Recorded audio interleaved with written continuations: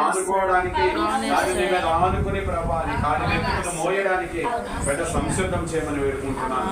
అటువంటి జ్ఞానం దయచేయండి, అటువంటి కృప దయచేయండి, అటువంటి ఆత్మీయ నేత్రాలు తెరవండి. నన్ను తల్లిదండ్రులు ఏదైతే నీ సేవలో చేయలేకపోయారో ఈ బిడ్డ ద్వారా జరిగించుకోవాలి. ఆ విషయంలో ద్వారాలు తెరవండి. అద్భుత ఆశ్చర్యకరం జరిగించండి.